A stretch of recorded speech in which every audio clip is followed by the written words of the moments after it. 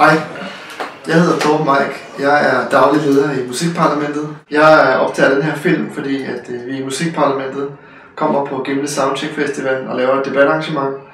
Jeg er derfor blevet bedt om at fortælle jer 5 facts om Musikparlamentet. Nummer 1. Vores mål i parlamentet det er at skabe udvikling og innovation i musikbranchen. 2. Vi har eksisteret siden 2008. 3. Vi har lige fået en ny bestyrelse, som I kan læse mere om på vores hjemmeside. 4.